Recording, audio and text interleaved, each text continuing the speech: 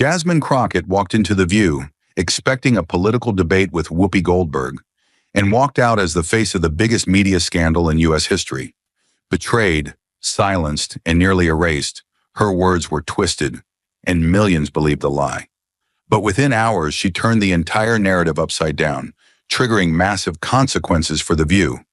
$2.4 billion penalties, a national broadcast ban on political content, and a collapse in public trust.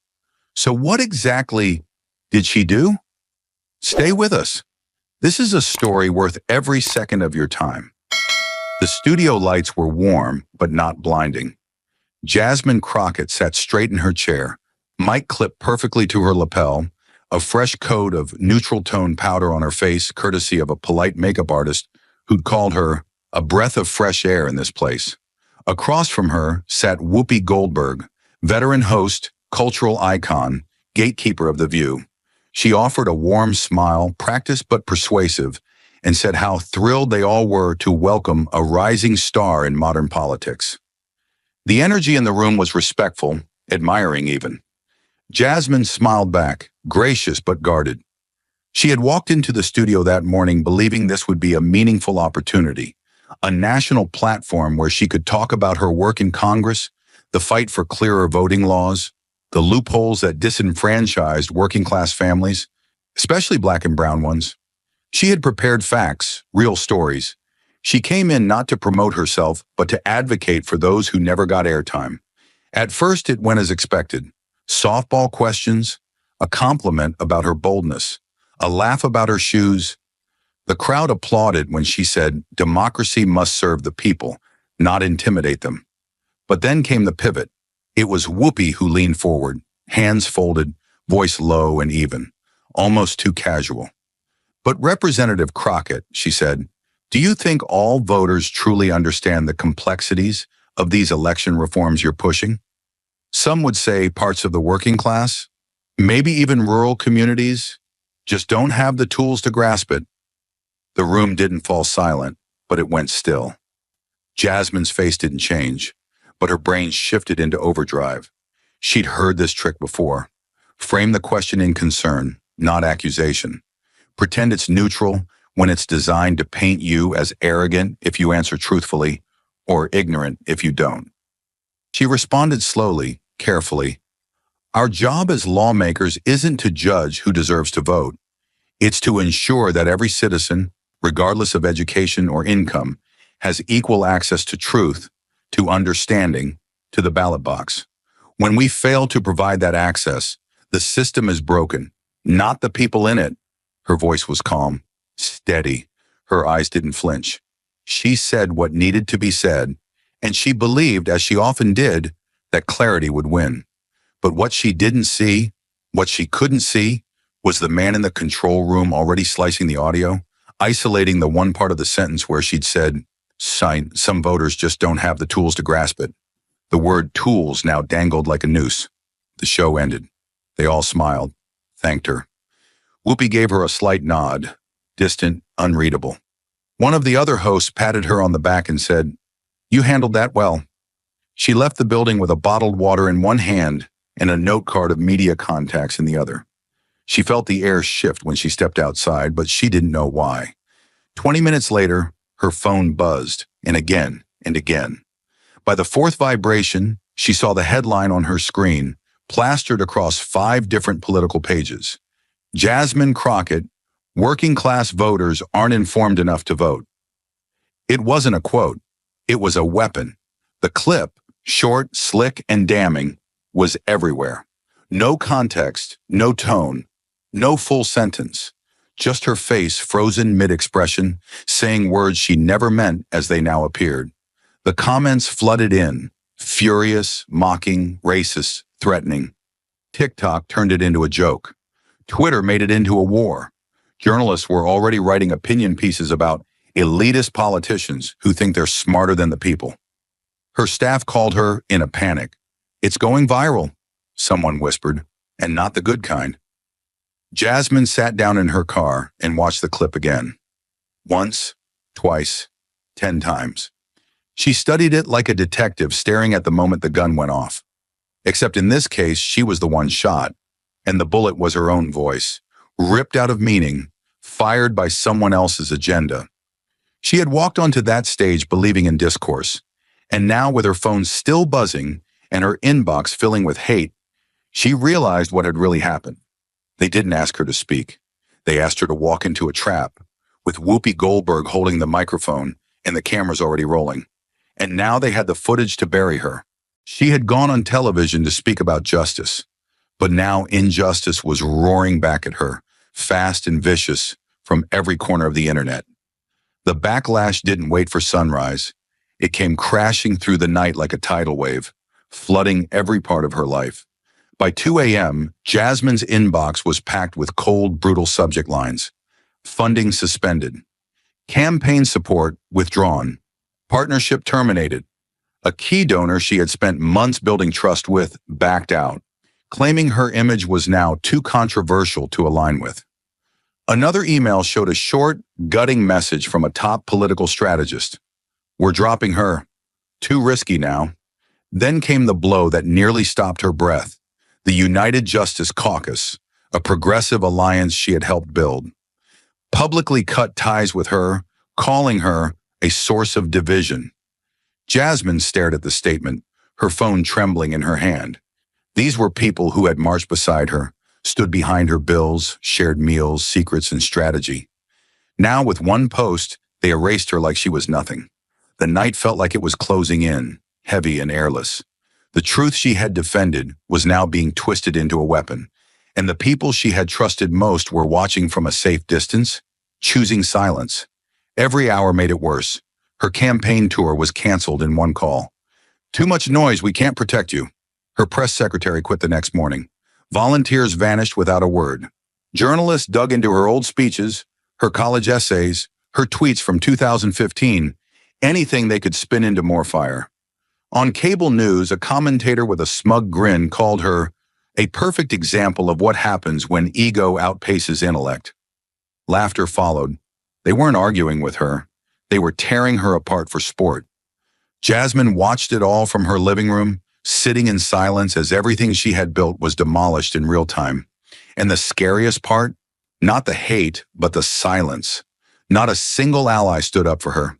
Not a mentor, not a friend. It was as if the moment she became bad for optics, she stopped being human. They didn't want her burned at the stake. They just didn't care if someone else lit the match. While Jasmine was being publicly dragged through the fire, one person on her team chose not to panic, not to retreat, but to investigate. And what he uncovered, hidden deep in the data, would expose something far more dangerous than a bad edit.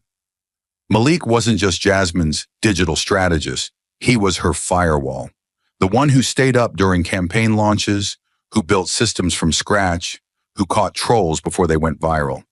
He had always been suspicious of noise that came too fast, and this time the noise came like an avalanche. Perfectly timed, perfectly clipped, perfectly damning. Something about it screamed artificial, manufactured. So as Jasmine tried to hold herself together in the middle of a political storm, Malik locked himself inside his apartment and went to war with the data. He didn't eat, didn't speak. He pulled the original video from multiple sources, and when he opened the first file, the problem hit him like a punch to the chest. The creation time embedded in the video's metadata, its digital fingerprint, said 8:07 a.m. Jasmine's interview hadn't even started until 9:42 a.m. That meant the video, the exact one now circling every major political channel, tearing her reputation apart, had been created over an hour before she ever spoke. It shouldn't have existed. Not unless someone already had access to raw, unedited footage. Or worse, had already planned what the world would see, long before it actually happened. His hands trembled as he pulled deeper into the server logs. He tracked down the first place the video appeared, a small but verified media page on a fringe political outlet known for inflammatory content. The upload time, 9:25 a.m., 17 minutes before the view had even gone to commercial break. Malik's heart was pounding now. He cross-referenced IP addresses, source servers, internal routing paths. Everything pointed back to a media agency quietly subcontracted by the View's parent company, an external, digital consulting firm supposedly brought on to boost online engagement. He dug into their archives, pushing through layers of restricted access until he found a file labeled March Assets Day of .zip. It had been uploaded 2 days earlier, and inside him was a nightmare dressed as a folder. There were pre-made graphics, captions, tags, engagement templates ready for every platform. But the thing that stopped his breath was the clip itself, the same 13 seconds that had been used to destroy Jasmine, sitting there in its final form, edited and ready, before the cameras had even rolled. He clicked through the accompanying documents. Headline drafts: Crockett alienates working class? Voter elitism from the left? He read through email threads between producers and editors. One message made his skin crawl. It read, "If she keeps it boring, trigger Plan B. Pull soundbite from pivot question. Go with tone of certainty. Use Whoopi as soft let in. Public trusts her." Malik's body went cold. This wasn't an accident. It wasn't reactionary.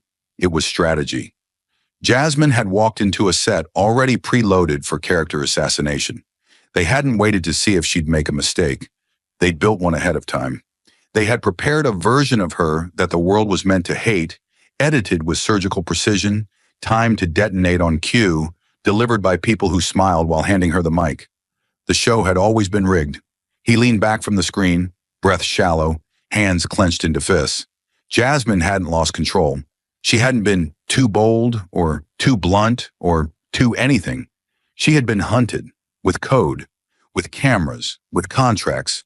And Malik, staring into the artificial glow of weaponized content, whispered to himself, not in shock, but in fury.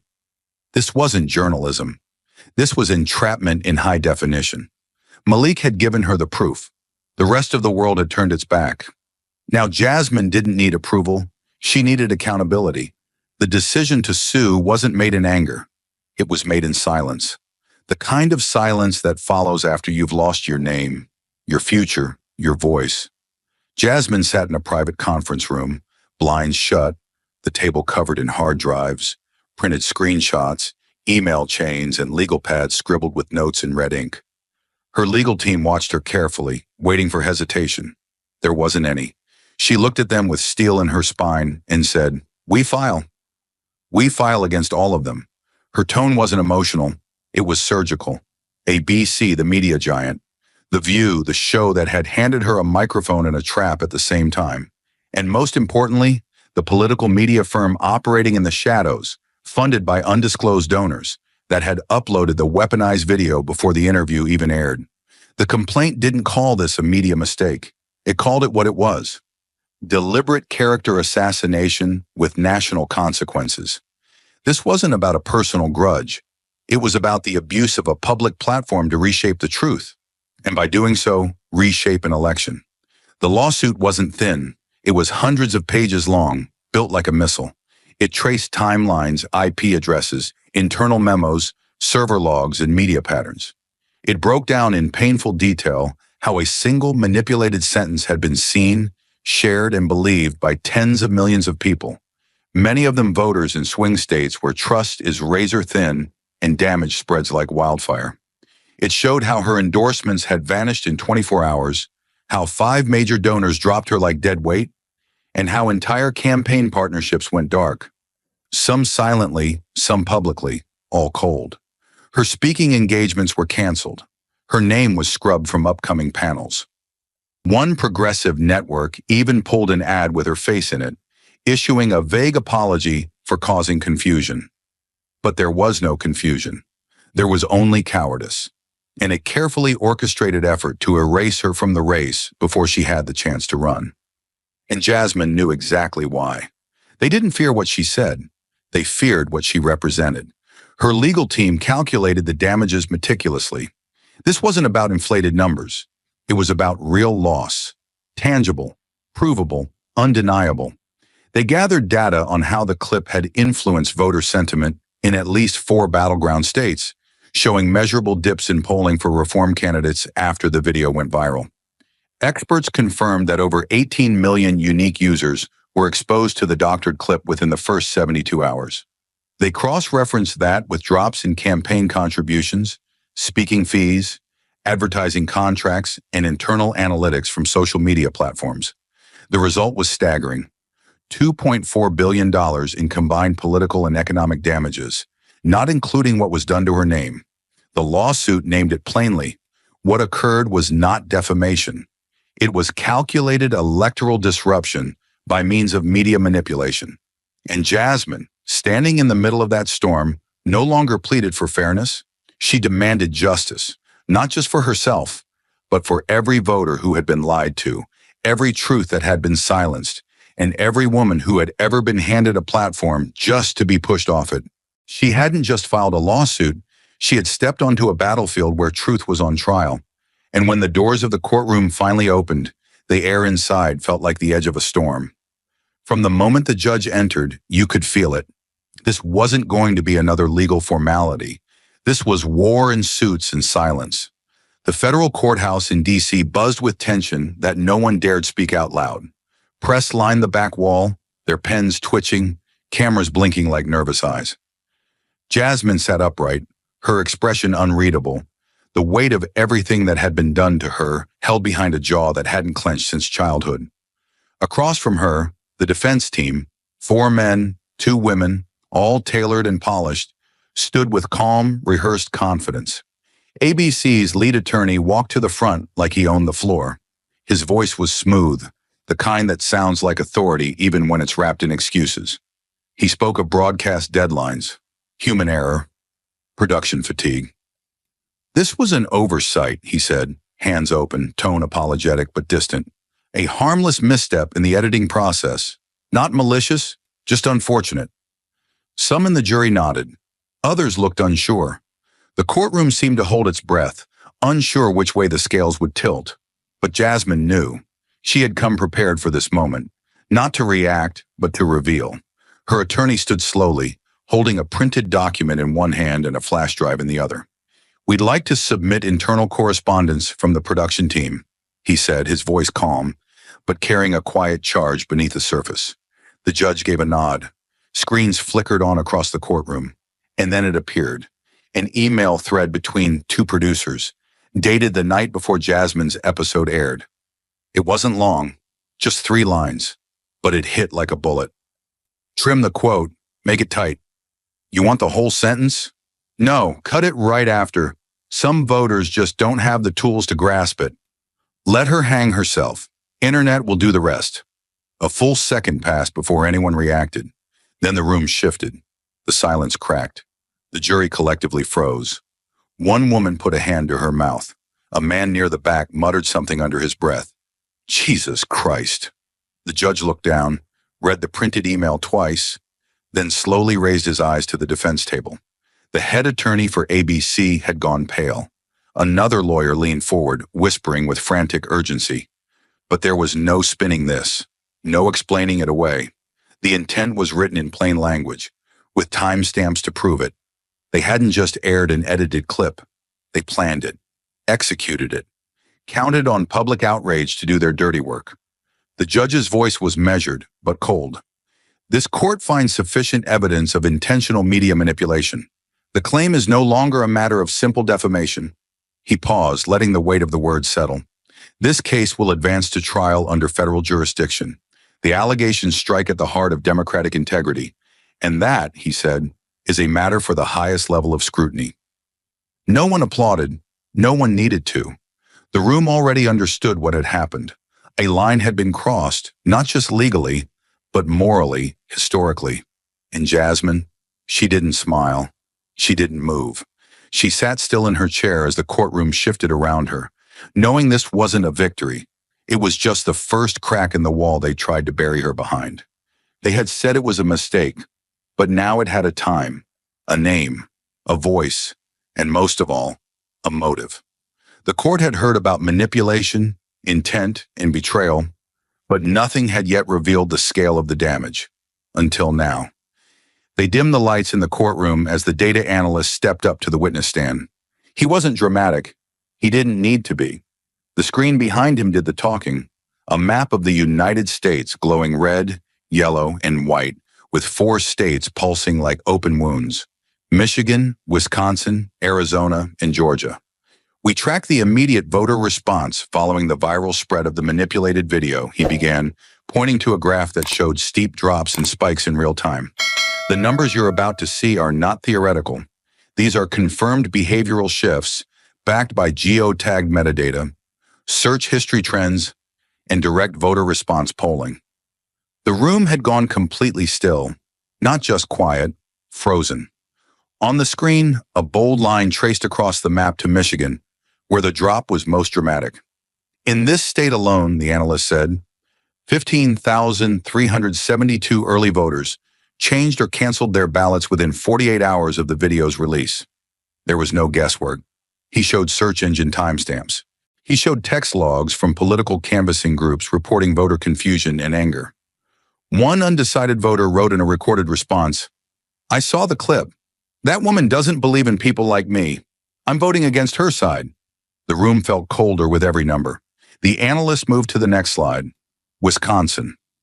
Here, over 8,000 people unsubscribed from progressive campaign updates in a single day. Not over time. Not after a debate. In one day. The day the clip went viral. Then Arizona appeared, where 3 candidates associated with Jasmine's political network were pulled from town hall debates due to a public optics concern. The audience in court shifted in their seats, uncomfortable, some whispering under their breath. Georgia came next. Negative ad engagement, people clicking, reacting angrily, and sharing those reactions spiked 300% overnight, he said. Our analysis shows that over 1.8 million impressions were driven directly by the misinformation tied to this video. The numbers weren't opinion. They weren't theory. They were fact, written in code and confirmed by machines. Then came the question. Jasmine's lawyer stood and asked the one thing the whole courtroom needed to hear. Would you say this video altered the democratic process in a measurable way? The analyst didn't blink. Yes, in 4 states. Possibly more.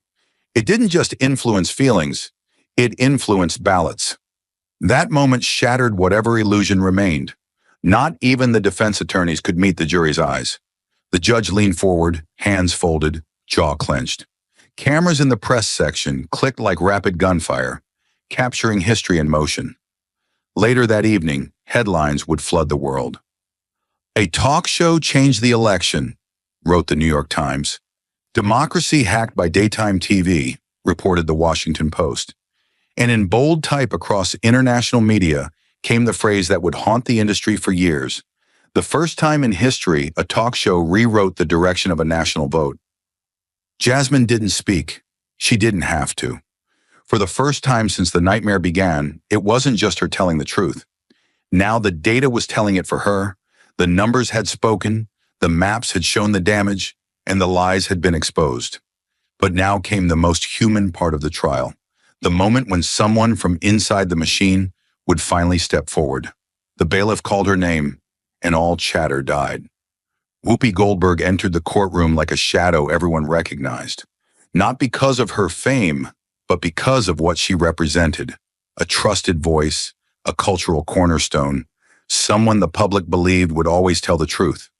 She walked slowly, deliberately, past rows of lawyers and reporters, her heels clicking like slow drum beats against the floor. When she sat down at the witness stand, she didn't look at the cameras. She didn't smile. She looked tired, older than she had on TV, not in years, but in weight. Jasmine sat across the room, still and unreadable. Everyone in that room knew this moment wasn't just about what Whoopi would say. It was about what she hadn't said until now. The oath was read. She nodded. Her hand went up. Her voice was low. Then came the question. Ms. Goldberg, were you aware that Representative Crockett's interview had been edited before it aired? Whoopi looked straight ahead. No blinking, no shifting, just silence, and then the truth. Yes, she said. I was told that edits were made, and I was also told that if I said anything about it, I could be sued for breach of contract. Her voice didn't crack. It didn't rise. But it didn't need to. The entire room felt the weight of those words drop like iron. For a full 5 seconds, no one moved. Not the jury, not the attorneys, not the reporters scribbling in their notepads. The judge didn't interrupt. He didn't need to. The silence itself was a verdict. This wasn't just an admission, it was a shift in reality. Because if someone like Whoopi Goldberg, a woman who built her legacy on speaking truth to power, had been told to stay silent, what chance did anyone else have? The defense attorneys tried not to flinch, but they did. One looked down. Another whispered urgently, but it was too late. The jury had seen it. The public would soon see it. And the question, now echoing through the minds of millions, wasn't about Jasmine. It was about the world beyond that witness stand. A world where corporate contracts could bury the truth, where the face of trust itself had been told to play along or pay the price. Reporters began typing furiously. Phones buzzed across newsrooms. That night, the footage of Whoopi's testimony would break through every channel, every feed, every dinner table conversation. And across headlines, one line began to appear again and again, with a mix of disbelief and dread. If even Whoopi was told to stay quiet, then who else is being silenced? No one left the courtroom with answers, but everyone left with something far more dangerous: doubt. The truth had been told. The silence had been broken. But now came the moment Jasmine had waited for. Not a speech, not an apology. Proof. Numbers cold enough to make power flinch. He was not the kind of witness people expected to steal the room. No spotlight, no firebrand delivery. Just a man in a gray suit with wire-rimmed glasses, sleeves rolled halfway, and a laptop he guarded like a loaded weapon. The courtroom didn't lean in because of his voice. It leaned in because of the gravity of what he brought with him. Data. Clean, unforgiving, inarguable data. He began simply. "We conducted a full digital impact analysis," he said, nodding toward the monitors, "to determine the financial and political damage caused by the video in question." No one blinked. The screens lit up behind him, charts, heat maps, timelines, all built from millions of online interactions, campaign dashboards, and advertising records. "What we discovered," he continued, "was not just virality. It was measurable devastation." He pointed to a red spike that appeared on the graph. Within the first 48 hours, the altered clip reached 6.2 million unique viewers. From there, we tracked the fallout. Campaign donations dropped by 42%. Event bookings were canceled across 4 states. Volunteer signups plummeted. Then came the number no one was ready for.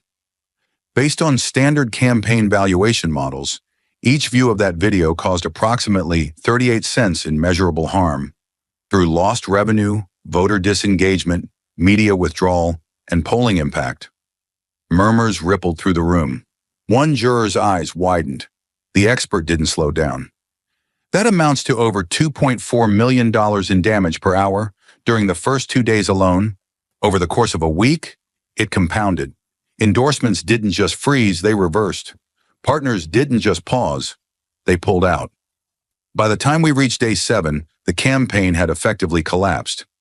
He stepped back as the monitors showed the financial trajectory of Jasmine's campaign. A rising curve, steady, then a sudden cliff, a collapse not caused by failure, but by fabrication. "We also accounted for long-term political fallout," he added.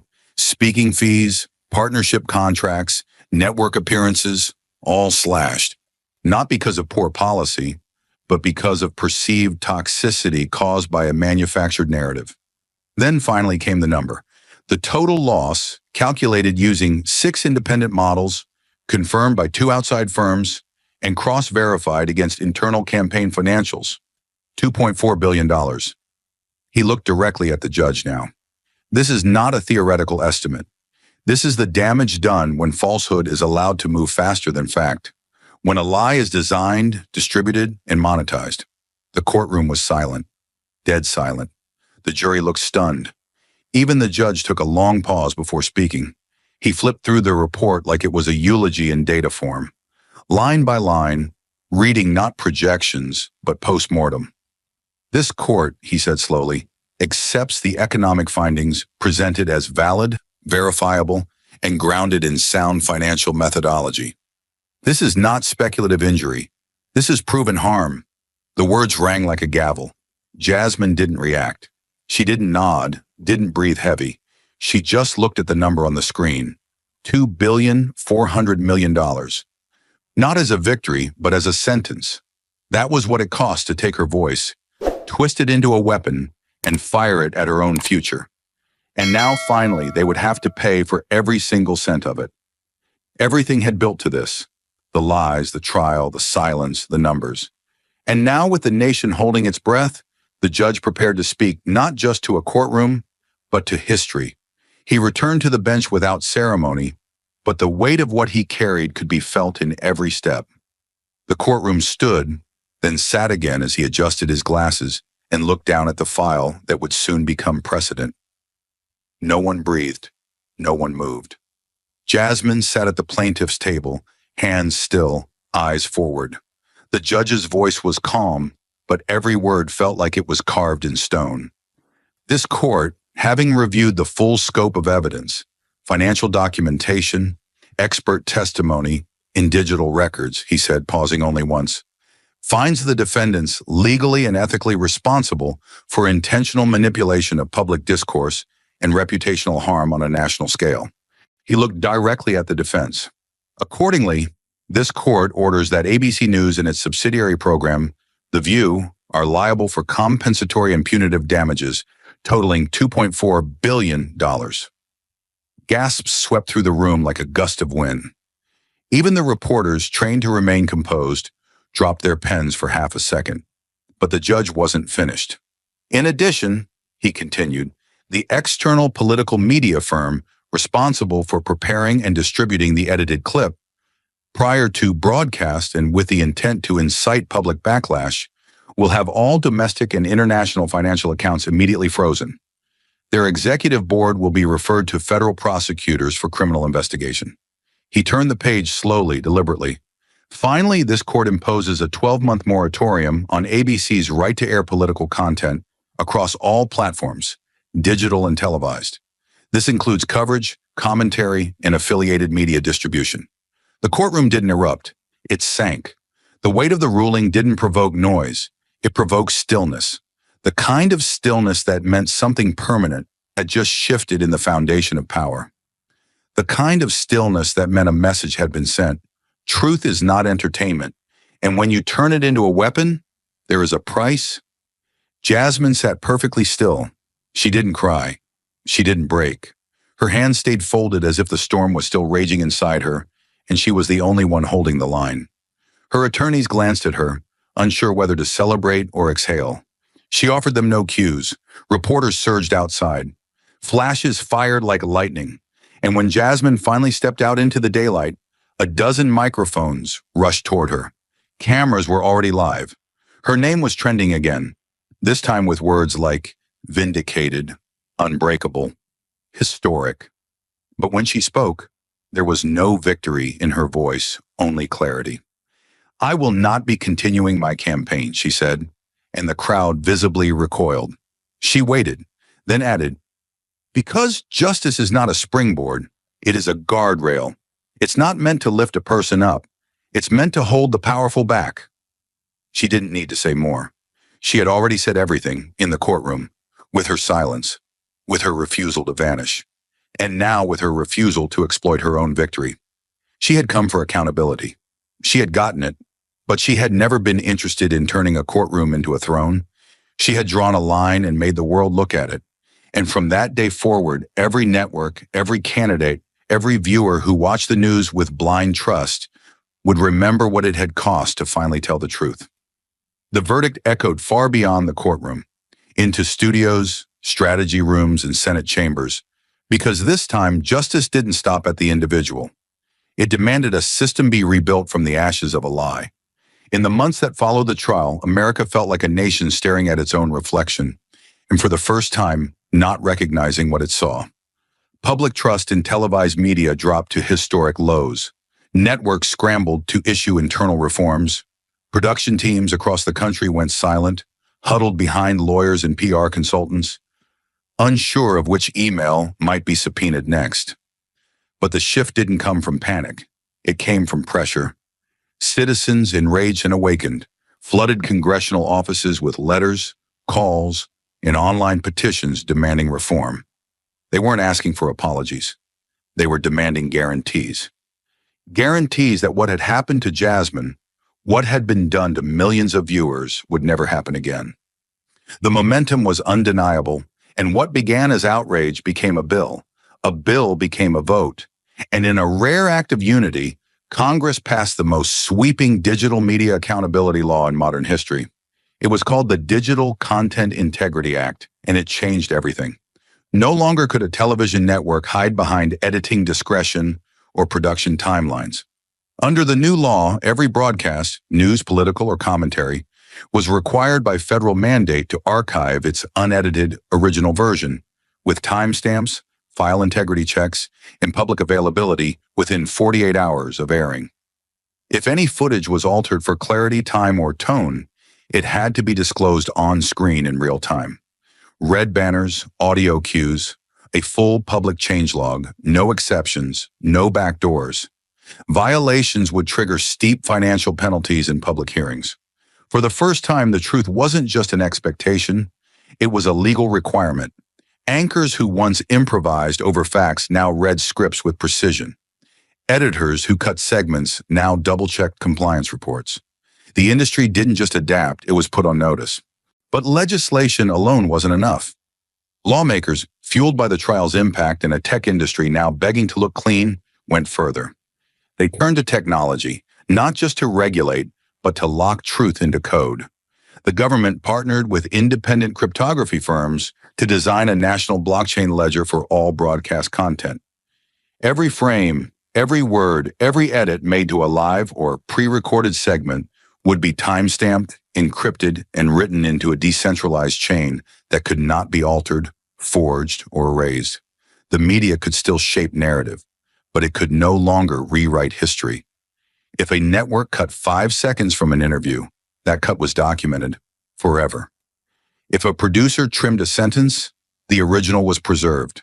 And if a lawsuit ever came again, the truth wouldn't be hidden behind legal firewalls or human memory. It would be etched in code. Networks resisted at first. There were threats of constitutional challenges, complaints of government overreach, arguments about editorial freedom. But the public was unmoved. The memory of what had been done to Jasmine, and by extension, to them, was still raw. Advocacy groups held mass digital protests, calling it the right to the real. Polls showed over 80% of Americans supported the new standards. Sponsors began pulling funding from non-compliant media groups. The market didn't wait for regulation. It enforced its own version of integrity. By year's end, even the loudest opponents quietly updated their infrastructure. The blockchain was here. The truth would be versioned, verifiable, and viewable forever. In classrooms, students now studied the Crockett case the way previous generations studied Watergate, not just as a legal moment, but a turning point in cultural trust. Universities launched new programs in media forensics and digital transparency. Journalism professors began their courses not with lectures on ethics, but with Jasmine's clip, and the altered one played side by side. It was no longer enough to tell the truth. The industry had to prove it. News anchors signed off each night by acknowledging whether the segment had been edited. Producers appeared in post-credits to list compliance certifications. For a nation that once confused outrage with information, it was a painful but necessary evolution. One Jasmine never asked for, but one she had earned. She didn't return to politics. She didn't need to. Her voice became something greater than a campaign. It became a standard. Quietly, in cities and states across the country, candidates running for office began adopting voluntary transparency protocols modeled after the federal law. Full footage or no footage became a grassroots slogan. Even influencers and podcasters began noting edit cuts and offering raw versions for public review. The culture had changed, not because one woman demanded it, but because one lie had gone too far, and the truth, once cornered, had finally fought back. Years later, when a young journalist asked Jasmine how it felt to reshape the media without ever holding office again, she smiled, not bitterly, but with a weight that never really left her shoulders. "Power doesn't need a title," she said. "It just needs a line that no one's allowed to cross." And now, for the first time in a very long time, that line was written into law. And this time, the cameras didn't dare look away. The laws had changed, the networks had bowed, but the greatest shift wasn't written in policy or blockchain. It was in the hearts of a generation watching one woman refuse to break. They didn't call her a politician anymore. They called her something harder to define: a symbol, a standard, a storm that wouldn't pass quietly. Jasmine Crockett had walked through fire the system had lit beneath her, not only surviving it, but forcing the architects of that fire to answer for every spark. She didn't climb the ladder of power. She torched it and made a new one, built on accountability, resilience, and absolute refusal to sell truth for convenience. She was the first in a long time to win something so massive and still say no to the spotlight that came after it. That's what stunned people most. She could have run, could have claimed the momentum, could have accepted book deals, TV offers, even floated a Senate bid. Instead, she stepped away from the podium, turned her back on the stage and said, "Power without principle is just performance, and I'm not here to perform." In a world desperate for clean narratives and brand-friendly heroes, Jasmine chose to be something messier, real. Her story spread without ads, without handlers, without spin. It spread because people recognized the fire in her as the fire in themselves, especially the young, especially those who had been told to sit still, smile politely, and wait their turn. She hadn't waited, and she hadn't smiled, and she sure as hell hadn't stayed still. In classrooms and rallies and town halls and TikTok feeds, she became the face of a new kind of leadership, one that didn't care about favor, but about fact. A leadership that wouldn't dress injustice in polite language, wouldn't confuse compromise with silence. Young activists quoted her final courtroom speech like gospel. "Justice is not a ladder, it's a boundary." Murals appeared in cities where she'd never even campaigned. Jasmine painted not with a crown, but with a gavel in one hand and a redacted headline in the other. Not a queen, not a candidate, something far rarer, a survivor who didn't just survive, but rewrote the terms of survival. Universities restructured entire ethics courses around her case. Not just law schools, but media departments, political science programs, and even marketing classes, studying her not as a victim of scandal, but as a case study in what happens when integrity becomes resistance. She was invited to speak everywhere, at Harvard, at Google, at tech summits and journalism symposiums. And every time she told the same story, no polish, no preamble. She told them what it felt like to be dissected by headlines, to have your voice carved into clickbait, to watch the world believe a version of you that never existed. But she didn't speak with bitterness. She spoke with focus. You don't have to be angry to be powerful. You just have to be unshakable. And in that unshakable presence, thousands began to find the courage to stop apologizing for being loud, for being smart, for being inconvenient. But what truly defined Jasmine wasn't her speeches. It was her silence in the moments where most would have shouted. When she was offered a major party endorsement to re-enter politics on her terms, she declined without hesitation. When a global news network asked her to host a show, she responded with one sentence: "I didn't burn down a lie just to sit on its ashes." She wasn't interested in building a brand. She was building a mirror, forcing institutions, media, and voters to see themselves clearly. Not prettier, not safer, just honestly. She challenged the very idea of influence. She didn't chase virality, she challenged longevity, and slowly something extraordinary began to happen. She inspired without trying to lead, and in doing so, she led better than anyone chasing the title ever could. Students wore shirts with her courtroom quote printed in bold, black letters.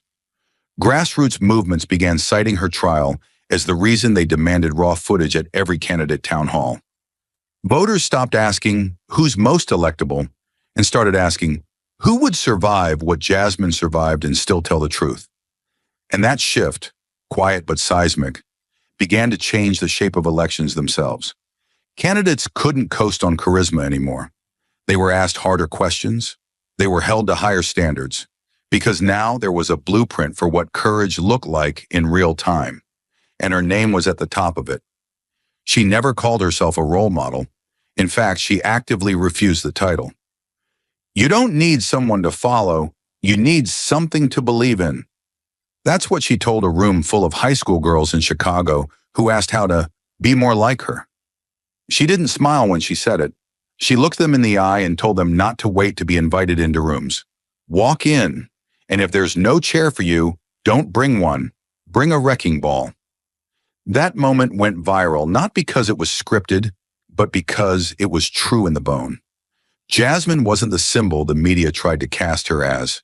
She was something rarer, a woman who refused to be owned by her own success.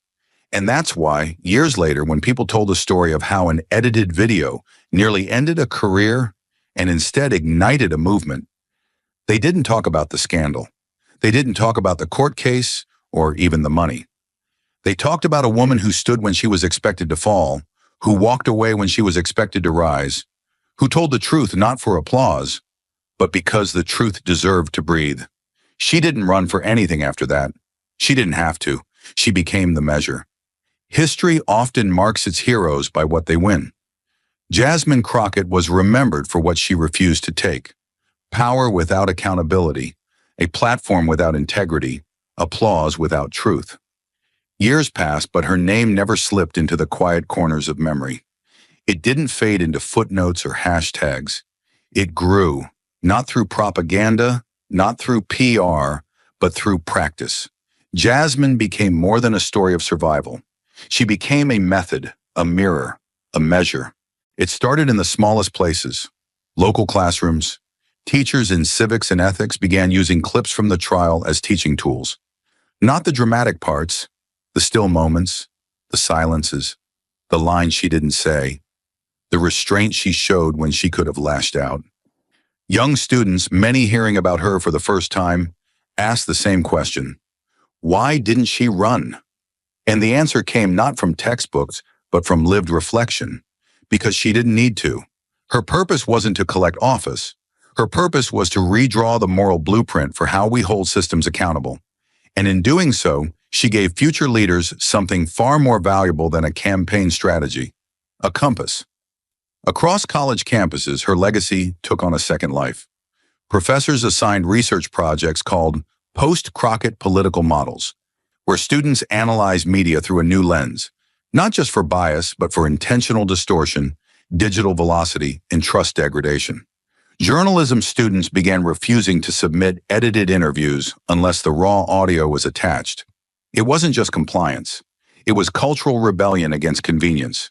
They didn't want shortcuts. They wanted receipts. And it wasn't just academics. Candidates who came after Jasmine faced a new kind of question from voters, blunt, pointed, and unflinching. If they edited your words tomorrow, would you fight or fold? Would you stand alone if no one clapped? Would you tell the truth if the cost was everything? Some flinched. Some didn't run at all. But others, young, determined, unpolished, stood taller because she had knelt at no one's feet. They didn't mimic her speeches. They mimicked her silence. They mimicked her refusal to make victory transactional. They mimicked her fire, not loud, not chaotic, but steady. The kind of fire that burns quietly through the lies and leaves behind only what can't be moved. Newsrooms began installing Crockett protocols, internal safeguards inspired by her trial. Every edit to a political interview had to be logged. Every soundbite required a version trail. Some networks resisted at first. Others embraced it. Knowing trust was now their only currency. One veteran anchor put it simply, "We can't afford another Jasmine, not because she broke us, but because she proved how easy we were to break." Her legacy didn't live in monuments. It lived in policies, platform terms, and broadcast compliance checklists. It lived in the disclaimers added to the bottom of news segments. It lived in the new standard for town halls. Raw feed required, live access preferred. Some called it overkill. Most called it overdue. And then came the next wave. The youth she had never met, but who carried her fire like inheritance. They weren't just students. They were activists, artists, technologists, teenagers who built open source tools for verifying video authenticity. Gen Z creators who stitched her courtroom quotes into spoken word performances and protest signs. High schoolers who quoted her not because she was famous, but because she was the first adult they'd ever seen walk through the flames and not ask for applause on the other side. On social media, she was never viral for scandal or gossip. She was viral for what she didn't say, what she didn't do, the line she refused to cross. In a digital age obsessed with spectacle, Jasmine Crockett became an icon of restraint as revolution, of choosing the harder road when the easier one was paved with attention and applause. Even the entertainment industry shifted. Films, documentaries, limited series dramatized her story, but with one rule: no fictionalizing the courtroom. The truth, raw and untouched, was more powerful than any writer's embellishment. One director described the footage as the most honest monologue ever caught on camera, but Jasmine declined every offer for executive producer credits. She didn't want to shape how she was remembered. "Let the truth stand on its own, or don't tell it at all," she told them. Years after the trial, when she made rare public appearances, it was never for herself. She showed up for whistleblowers, for survivors of digital defamation, for young women being dragged by the same machine that once tried to unmake her.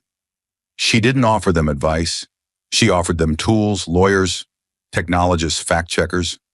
She showed them how to protect their names, their words, their story, and more importantly, how not to trade their truth for validation. Her influence went international. Countries in Europe and South America began drafting Crockett clauses into media regulation proposals. Clauses requiring transparency in post-production, live archive requirements, and open-source review access for political segments. The UN held a summit on digital sovereignty and narrative manipulation, with Jasmine's case as the opening keynote. She didn't attend. She sent a message. Democracy dies when storytelling replaces evidence. Don't confuse applause with truth. Don't let narrative outrun the facts. And that line, delivered in plain text, read without music or fanfare, was printed on the back of every summit delegate's badge. Yet through all this, Jasmine never capitalized. She lived quietly, refused memoir deals, turned down honorary degrees. She answered emails from victims of media sabotage, helped pro bono when she could, and disappeared again. Not because she was retreating, but because she knew the difference between presence and performance. Her presence had done enough. The system that once tried to erase her had been forced to rewrite itself around the very values it tried to destroy. And so when people asked if Jasmine Crockett would ever come back, run again, lead again, claim what was once nearly stolen, the answer was always no, because she had already led. Not by running for office, but by forcing an entire generation to question who controls the story and why they ever trusted that story in the first place. It was written by hand. No press release, no ghostwriter, no filtered screen between emotion and ink. Just Jasmine, alone at a desk, with a pen that moved slower than usual, as if her hand knew this wasn't just a note. It was a reckoning. The night before the verdict, when the cameras had been packed away and the courthouse emptied into silence, she sat with the weight of the world on her chest, not because she feared losing, but because she feared what victory would demand of her. Power always came with a cost, and she had paid too many already. The letter began without greeting. No dear, no date. Just a plain piece of paper and the unspoken question that had haunted her through every hearing, every headline, every stare from across the courtroom. What if telling the truth isn't enough? She had walked into the trial not to win, but to draw a line in public record that would not be erased. She didn't want revenge. She wanted clarity. She wanted it on the books that what had been done to her was real, that she wasn't crazy, that she hadn't overreacted, that the damage had names, systems, hands. But even with all that, the data, the court, the witnesses, there was a part of her that knew the real victory wouldn't be something a judge could declare. It would come only if people listened, really listened, and learned to recognize the machinery before it spun again. So she wrote, not to the court, not to the press, not even to the people who had betrayed her. She wrote to the next person it would happen to, someone younger, someone still soft around the edges, someone who hadn't yet learned that the world doesn't need you to be wrong to destroy you. It just needs you to be inconvenient. They will come for your voice first, she wrote, her script neat but firm, every word pressed deep into the page like it was trying to survive fire. Not with chains or gags, but with edits, with cuts, with the version of you that sells better than the truth. She remembered the first time she saw the video, the one that started it all. It was like staring into a mirror that had been warped just slightly, not enough to be absurd, but just enough to make people believe it more than they believed her. That was the power of manipulation. It didn't scream, it suggested, it let silence do the bleeding. She wrote about that silence too. The worst part wasn't the lies, it was the quiet from people who knew better, colleagues, allies, people who had once stood beside her on podiums, now suddenly unavailable, monitoring the situation, waiting for facts, even as those facts screamed at them from court documents and open servers. They will say they support you, she wrote, but support will never arrive louder than a whisper, and never before you bleed publicly first. But she didn't write those lines to break the next person's spirit. She wrote them as warnings, as coordinates, as truth from someone who had already walked the unlit road. She wrote so they would not feel alone when the world made them feel monstrous for defending their name, so they would not mistake public silence for personal failure. Then came the part of the letter that her hand hovered over for nearly 5 minutes before writing, the part that scared even her, not because of what it said, but because of how honest it was.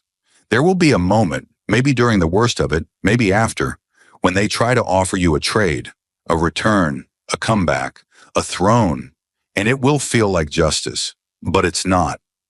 She knew that moment intimately. The phone calls after the trial, the offers, the power. It had come quick and clean, the exact opposite of how she'd been torn down. They wanted her to return to politics, wanted her face on book covers, her name on endorsements, her voice on morning shows. She could have ridden the wave straight into a Senate seat, a cabinet position, maybe even a presidential bid. But Jasmine understood something most people never live long enough to realize. Justice, when turned into capital, becomes performance. It loses its soul, its shape, its point. So she wrote that too. Do not let them decorate your survival and sell it as redemption. The world will cheer for you louder the moment you agree to forget what they did. Don't. Let the story live, not as a comeback, but as a warning. She paused then, a long pause, long enough that the pen dried slightly and she had to scribble in the margin to restart the ink. Outside the window, the city hummed. Unaware that one floor above, a woman was writing something she would never send, but that might still change the world anyway. In the final paragraph, she wrote not about herself, but about us, the people, the viewers, the consumers of stories who don't know we're being sold narratives instead of knowledge. She called us out with love, but also with fire. Don't just be mad when it happens. Be vigilant before it does. Ask questions, watch the hands, demand the raw cut, not just the polished version. If they control the edit, they control your mind. If they control your mind, they don't need your vote. She signed it without flourish, just her first name. Jasmine, no title, no office, no slogan. She folded the letter neatly, slid it into a blank envelope, and tucked it into a drawer she didn't open often. Not because she was afraid someone would read it, but because she knew someone eventually would. Maybe not today, maybe not for years, but someone, one day, would be in her place, targeted, twisted, isolated, and they'd open a drawer and find her handwriting and know, you're not alone. They did it to me too, and I'm still here. You will be too. She never sent the letter. She didn't have to. The world had already received everything it needed. The court gave her justice. But this letter gave the next generation a weapon, not of rage, but of remembrance. She never asked to be a symbol, but the world made her one. And when it did, Jasmine Crockett left behind more than a courtroom victory. She left behind a question the world could no longer ignore. What do we truly owe the truth? The lesson wasn't printed in headlines or wrapped in applause. It was carved in pain, in silence, in the quiet decisions that Jasmine made when no one was watching. The real story wasn't about a lawsuit. It wasn't about numbers or edits or viral clips. It was about what happens when a single human being stands up to a machine designed to flatten them. The system didn't just attack her words. It tried to erase her meaning, reshape her into a cautionary tale instead of a catalyst.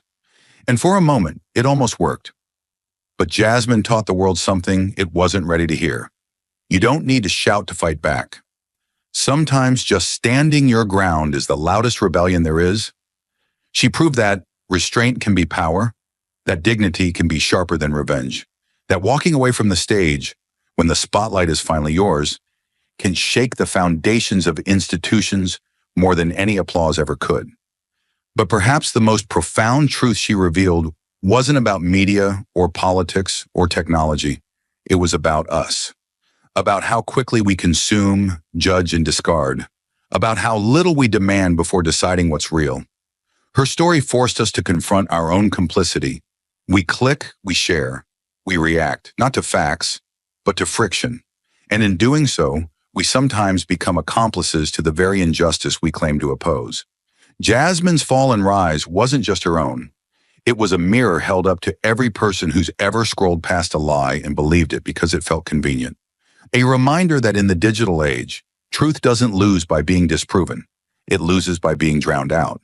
And when it is, it's not just reputations that die. It's accountability, it's democracy, it's trust. The world wanted Jasmine to be angry, wanted her to break, wanted her to either roar or disappear. Instead, she stood still and made them watch. And that stillness was the lesson, that you don't fight power with theatrics. You fight it by refusing to bend to its script. She didn't rewrite the rules with rage. She exposed the rigged game by refusing to play it. In doing so, she taught an entire generation that integrity is not passive. It is not polite. It is not comfortable. It is an act of war in a world that rewards spectacle over substance. And Jasmine didn't ask for war, but when it found her, she fought it not by burning down her enemies, but by outlasting the lie until it collapsed on its own weight. So the human lesson, the one that outlives the headlines and the hashtags, is this: protect your truth, guard it, check it, question what you're told, especially when it flatters your outrage. Don't let silence be mistaken for safety, and don't confuse noise for honesty. Jasmine Crockett didn't win because she was louder. She won because she was unmoving. She didn't let injustice rewrite her. She made it confess. And in that moment, she taught us that truth, no matter how brutal, still matters. Not because it wins every time, but because when it does, it changes everything. Even if all you do is hold the line, you are part of that change. And sometimes that is the most heroic thing a human can do. Thank you for watching until this moment and for standing with us on this journey for justice. Your support means everything. Like, subscribe, and turn on notifications so you never miss what's next. And we'd love to hear your thoughts. Leave a comment below and let us know what moved you most in this story. Together, our voices make a difference. In the middle of a live congressional hearing, a white former attorney general looked Jasmine Crockett straight in the eye and told her to go back to Africa. What Jasmine did next wasn't loud, but it was deadly. She didn't argue. She opened a Justice Department file that exposed years of racial discrimination under Bondi's leadership, harsher sentencing for Black defendants, political pressure to crack down on minority groups, to gain voter approval. So the question is, what happens when the truth walks into power and refuses to back down? Stay with us. This is a story worth every second of your time. Washington, D.C., Wednesday morning. The air outside was dry and sharp, like a blade. Inside the Capitol, hearing room 4A was packed wall to wall. Every seat reserved for the public had been filled since sunrise. Cameras lined the back of the room, network crews, press reporters, independent streamers, all pointed at two microphones in the center of the hearing floor. This wasn't just any congressional session. It was a hearing on racial bias in America's criminal justice system. People hadn't come to listen. They came to witness, to find out if justice in this country truly wore a blindfold or just turned its face away from certain skin tones. On the left side of the table sat Jasmine Crockett, a black congresswoman from Texas, former criminal defense attorney with over 100 courtroom victories. She wore a navy blue suit, sat upright like a steel rod, and held the gaze of the room like a conductor leading a symphony. Jasmine didn't come to perform. She came to prosecute. She was the embodiment of a new wave in America, young, brilliant, and unafraid to confront the awry in the system, not just with passion, but with proof. Across from her sat Pam Bondi, former Attorney General of Florida, blonde, composed, exuding the chill of courtroom confidence. Her career had been built on tough-on-crime policies, praised by conservatives, criticized by civil rights groups for racial disparities in prosecutions. Today, she wasn't behind a podium of power. She was answering, or at least expected to. But this wasn't just a meeting between two public officials. It was a collision between two American realities. On one side, reform, accountability, the demand for equity. On the other, tradition, order, and the fear that change could unravel a nation too proud to admit its flaws. Two women, two skin tones, two visions of America, and one burning question hanging in the air. Does justice in America see color? The room had settled. The cameras were locked in place, red lights blinking steadily like waiting eyes. Pages stopped rustling. Phones were on silent. Reporters held pens just above their notepads, waiting not just to transcribe, but to capture a moment. This was that kind of morning, the kind history books footnote, the kind you never forget. A senior clerk stood and called the hearing to order. The Committee on Justice and Civil Rights is now in session. Chairs shifted, suits straightened. The chairman, a gray-haired man from Oregon with a voice like sandpaper, offered brief remarks, then nodded toward Jasmine Crockett. She cleared her throat, once, not out of nervousness, but focus. Her eyes didn't search the room. They locked onto it, unyielding. Good morning, Mr. Chairman, members of the committee. Today I stand not as an adversary, but as a witness to a pattern we've all seen and too few have named. I hope we can examine not just statutes. She never got to finish. Pam Bondi leaned forward, voice smooth, surgical, and unmistakably loaded with contempt. Maybe, she said, instead of trying to teach America how to do justice, you should go back to Africa and study your own roots first. The silence was instant and chilling. Not shocked silence, strategic, calculated, terrifying. A heartbeat passed, then another. A young black aide turned his head. A woman in the gallery gasped, hand frozen halfway to her coffee cup. Someone whispered a curse under their breath. And then, nothing. Just the weight of those words, hovering in the space between microphones and marble columns, suffocating any pretense of decorum. Jasmine did not flinch. She didn't recoil. She didn't raise her voice. She remained perfectly still. The kind of stillness that signals not confusion, but control. Her hands rested gently on the table. Her posture, composed, untouched by the chaos beginning to stir around her. Only her eyes moved. They lifted slowly and settled on Pam Bondi, calm and precise. There was no fire in them, but something far more exact. Focus. The expression on her face did not accuse. It examined. Across the chamber, staffers shifted in their seats. A reporter paused mid-sentence, pen hovering above paper. The weight in the room had turned, no longer centered on the insult, but on the response that was about to follow. Then came Jasmine's voice, measured, cool, and devastating in its simplicity. I'm sorry, she said softly. What did you just say? It wasn't a request. It was a reckoning. The question didn't fill the space. It emptied it, forcing everyone to confront the ugliness now hanging in the air. No longer deniable. No echo. No murmuring. Only the tense awareness of a room that had shifted from legal procedure to moral theater. Jasmine remained motionless, but her presence had expanded. There was nothing defensive in her tone, only precision, clarity, and beneath it, the suggestion that something much larger than a reply was coming. Pam Bondi rose from her chair with a slow, almost ceremonial calm. The kind of calm that doesn't soften a blow, but sharpens it. She didn't fumble. She didn't raise her voice. Her movements were controlled, rehearsed, like someone who had already decided she wasn't going to back down. Her eyes moved across the room, past the cameras, past the aides and representatives, and locked onto Jasmine. Her hands smoothed the hem of her blazer, a subtle gesture that looked like composure, but felt like tightening armor. Then she leaned slightly forward, adjusted the mic, and spoke, with the clarity of someone who wanted her words to carry, not just through the chamber, but through every living room in America.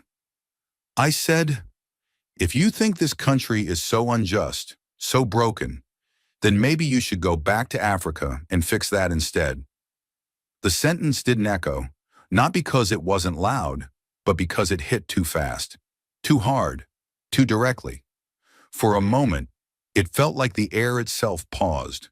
Not silence from quiet, silence from tension, like everyone had been forced to hold their breath at the same time. A senator near the back shifted uncomfortably, but didn't speak. A congressional aide dropped her pen and didn't bother picking it up. The camera crew didn't move, but one of them instinctively zoomed in, tighter, like trying to frame the shame more clearly. Across the country, millions of TVs were now replaying the sentence. Raw, uncensored, on every news channel. Captions already scrolling. The words didn't just insult, they revealed. They cracked something open that had always been there, beneath the suits, behind the language of policy and civility.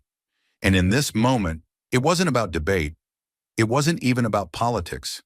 It was about what had just been said, and the fact that it had been said into a live microphone, on government record. No one could pretend they hadn't heard it. Pam had thrown her words like a weapon, but the moment they hit the air, they no longer belonged to her. The silence that followed belonged to Jasmine, and everyone knew it. Jasmine didn't flinch. She didn't throw her hands up. She didn't demand silence. She didn't shout. What she did instead was worse for those hoping she'd crumble. She stayed still for a long moment, breathing calm, eyes lowered just slightly, like sorting through not just what to say, but how to say it. Then she stood. The legs of her chair scraped quietly, but loud enough in the silence to turn heads. She didn't rush, didn't perform. She just pushed her chair back and stepped away from the table. Her heels clicked gently on the marble. She walked forward, not toward Pam, but toward the center of the room. The space between the rows felt like a stage, but she wasn't performing. She was claiming ground. And by the time she reached the middle, every pair of eyes, from aides to senators to cameramen, were locked on her. She stood tall, hands at her sides, face steady. She didn't need to raise her voice. The room was already hers. When she began to speak, her voice was soft, but it traveled, clear, full, without a tremor. I was born in Texas, she said, pausing briefly before the next line. My father served in the United States military. He wore the uniform, followed orders, risked his life for this country. My mother was a nurse, a caregiver, who never asked what her patients believed or what color they were. She just helped. That's what we were raised to do, to serve, to work hard, to believe in a place that has not always believed in us. She took a breath, and the room shifted. Some dropped their gaze. Others watched closer, now leaning in. But my story doesn't start with them, she continued. It starts with the people who never got to tell theirs. My ancestors didn't book a flight here. They didn't come chasing the American dream. They were chained, shackled, torn from their homes, dragged across the Atlantic like cargo, packed into ships so tight they couldn't even stand. They were sold, branded, forced into labor, on stolen land, and for generations they were told they didn't count. Not as citizens, not even as humans. But they survived, they endured. There was no anger in her voice, just truth, heavy, grounded, real. And somehow, she said, After everything, they still believed in something better. They fought, they built, they gave birth to people like me, people who still believe in this country, even when it forgets us. She turned her gaze now, directly, openly, toward Pam Bondi. Her tone didn't change, but her eyes did. They sharpened, not with hate, not with rage, but with clarity. Cold, clear clarity. You want me to go back to Africa? Her voice steady as stone. Let me tell you something. I was here before you were born. My family's blood was in this soil, before your family ever signed a mortgage. We were here before your laws let us vote, before your schools let us learn, before your sidewalks had our names carved into history. Her voice didn't rise, but its weight grew heavier with every word. You look at me and see someone who doesn't belong, but I'm not the guest here. I'm the foundation. You don't get to ask me to leave a house that was built on the backs of my ancestors. You don't get to erase the pain, the work, the dignity that came long before you could even stand in this room. There were no gasps now, only silence. Dense, loaded, listening. Jasmine's voice dropped even lower. You say I should leave? That I should go back? My people died here. They gave birth here. They were buried, without names, without gravestones, without justice. But they stayed, and I'm still here. She paused, not for applause, not for effect, but because the weight needed room to settle. She looked around the room, not seeking approval, just making sure there was no escape from what had just been said. So no, she said softly but unshakably. I'm not going back. I'm not leaving. I belong here. And I'm not the one who needs to be reminded of that. Jasmine had just claimed her history, but now she turned to the thing power fears most. Proof. Jasmine didn't turn up the volume. She didn't change her tone. But something shifted. Her stance steadied, her shoulders squared, her hands still, her voice now a touch firmer, like someone moving from memory into evidence. She returned to her seat, only long enough to reach down into a plain, black leather folder resting under her desk. The moment her hand pulled out the document, the energy in the room changed. It was thick, heavy, a pale gray cover, with a red diagonal stamp across the front. Confidential, DOJ Florida 2018. A few heads turned, others froze. She didn't wave it, didn't raise it high. She simply walked it to the center, held it at waist height, and looked straight at Pam Bondi. No anger, no smile, just a cold, steady focus that said everything without saying anything extra. She lifted the file slightly, just enough for everyone on the panel to see the stamp. Then her voice returned. Low. Director. Surgical. Mrs. Bondi, she said, I assume this looks familiar to you. This report was submitted to the U.S. Department of Justice in 2018, during your final year in office as Attorney General of Florida. There was no response, and none was needed. The silence was heavier now, not just tense, expectant. Jasmine opened the folder, slowly. Inside, pages dog-eared, highlighted, annotated. She knew it inside out. She had read it more times than she wanted to admit. She flipped to the first marked tab, thumb pressing down, firm. The paper rustled. That was the only sound in the room. She didn't read right away. She let the sight of the report sit in the air, breathe. Then she looked up again, not to the crowd, not to the cameras, but straight into the face of the woman who had told her to go back to Africa. This document, she said clearly, is not an opinion. It is not hearsay. It is not something I wrote. It is a federal analysis submitted under your administration investigating patterns of racial bias in the criminal prosecution system of your state. She stood, file open in her hands.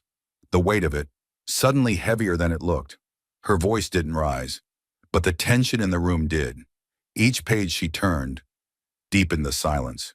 Every movement was slow, intentional, like someone disarming a bomb in public. No panic, no drama, just cold, methodical, truth. She found the first tab. Her thumb brushed a chart, taking up half the page. Yellow highlight glaring beneath the lights. Bold, impossible to ignore. She didn't look around for applause. She looked down, and she read.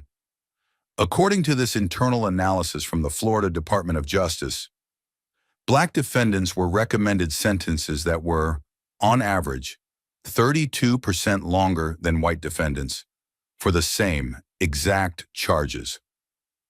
She looked up, not dramatically, just directly, as if asking, "Can anyone explain that number for me?" No one did. She continued.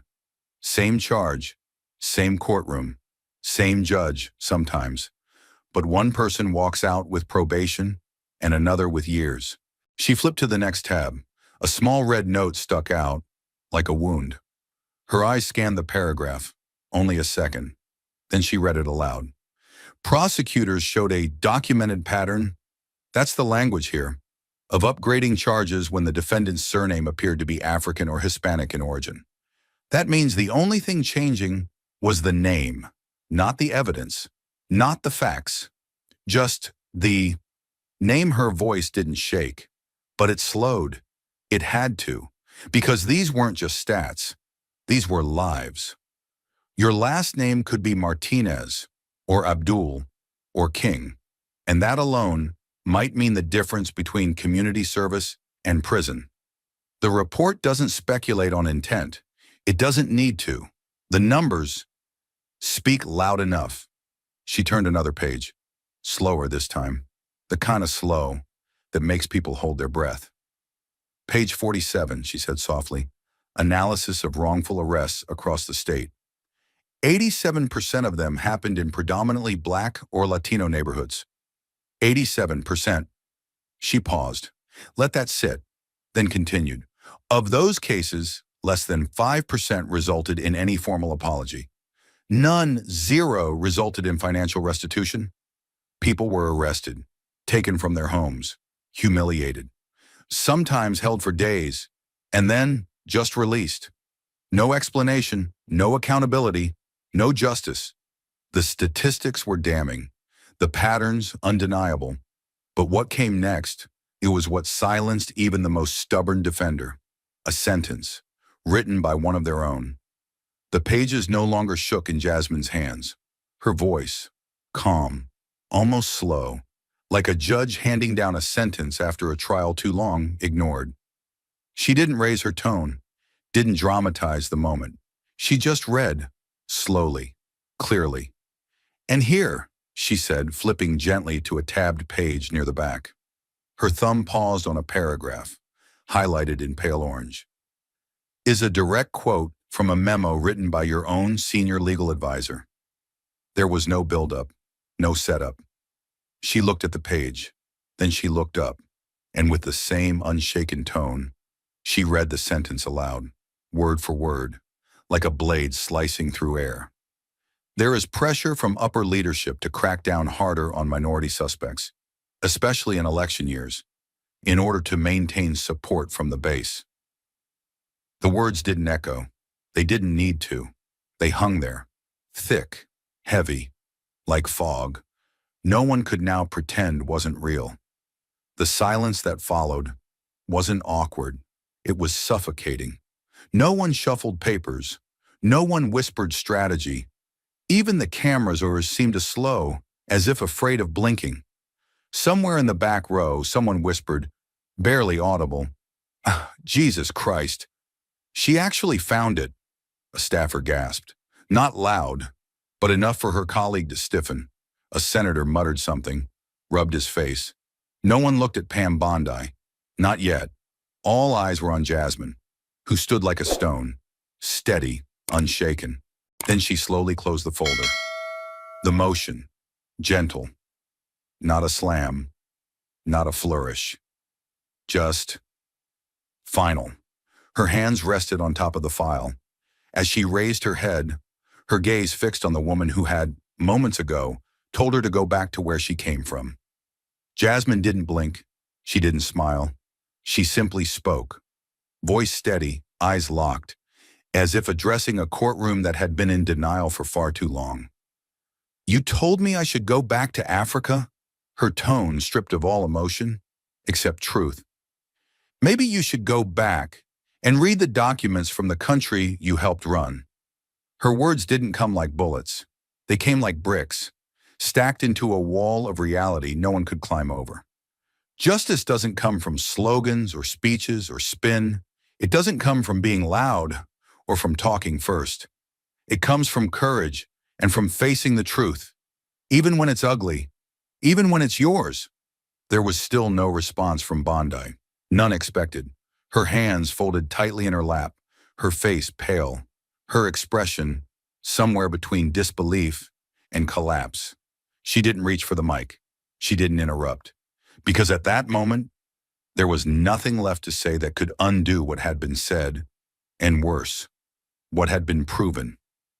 Jasmine took one step back, not for effect, not for the cameras, just to let the air move again. But her presence didn't shrink. If anything, it expanded, because now the silence belonged to her. It was no longer the awkward hush that follows insult. It was the heavy quiet that comes when someone delivers truth so clearly, so plainly, that there is no room left to argue. "You talk about law and order," she said, her voice lowering now, quieter, but still razor sharp. "But all I see here is selective justice, manufactured fear, and a system built not to protect everyone, but to preserve power for the few." She paused, scanning the room. Now, eyes were meeting hers, not all of them, not loudly, but enough, enough to see that the ground had shifted. Even here, in this building where denial wears suits and calls itself policy, the silence had turned. Across the aisle, a Democratic senator nodded once, slowly. Opposite him, a Republican committee member, older, gray, rarely known to break party lines, gave a small, almost imperceptible tilt of the head. No applause, no grand gestures, just acknowledgement. The kind that comes when even political armor can't defend the indefensible. Jasmine let out a slow breath. Not in relief, but in control. Everything she had brought, the testimony, the memory, the document, the truth, had now been spoken, aloud, in full, in front of the nation. She didn't need to win anyone over. She just needed them to hear it, to know, and they did. The hearing ended, but the moment didn't, because some truths once spoken don't stay in the room. They move, they spread, and they don't ask for permission. By the time Jasmine stepped away from the podium and returned to her seat, the video was already being clipped. A congressional aide with a phone held low had caught it. So had a reporter in the back, live streaming the hearing to 20,000 silent viewers. And then it was out. 10 seconds, 20 seconds, a full minute. Edited versions hit TikTok first, then Twitter, then YouTube. Some added no captions, no edits, no filters, just raw footage. Jasmine Crockett standing in the middle of the United States Capitol, folder in hand, looking a former attorney general dead in the eye and saying, "You want me to go back to Africa? Read the country you ran." It spread like fire, not because it was loud, but because it was real. Real in a way that broke through politics, through partisanship, through the numbness of another news cycle. It wasn't a debate, it wasn't a scandal, it was a moment, and it hit different. The clip was viewed 3 million times in the first 6 hours, 10 million by the end of the day. It was trending on X, stitched across thousands of TikToks, played on a loop on political podcasts, late-night talk shows, and Instagram reels. But it wasn't just the volume that made it matter. It was who was sharing it and why. A retired U.S. Marine posted the video with one line. "This wasn't an argument. This was a bullet through every lie I was taught to believe about justice." A university professor tweeted a transcript with the caption, "Teaching this in class tomorrow. No notes. This is what courage looks like." And then there was the father. A white man in his early 40s, sitting in a small living room somewhere in Pennsylvania, posted a video of himself watching Jasmine's speech with his son. The boy was maybe 12, eyes wide, hands still. The father didn't say anything while the clip played, but when it ended, the boy looked at him and said, "She sounds like Grandpa when he talks about the war." The man choked up, turned to the camera and said, "I watched this with my son, and I'm proud that he cried." The comment section blew up. Thousands responded. Veterans, teachers, nurses, construction workers, stay-at-home moms, teenagers, retirees, black, white, brown, people who'd never agreed on anything before, suddenly sharing something more powerful than politics. The shock of hearing someone finally tell the truth, without flinching.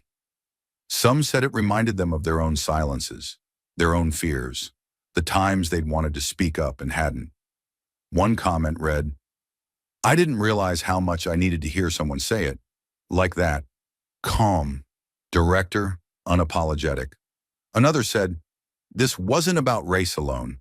This was about dignity, and it reminded me how far we still have to go. In barbershops in Atlanta, it was playing on TV. In classrooms in Detroit, it was discussed by students who'd never watched a congressional hearing in their lives.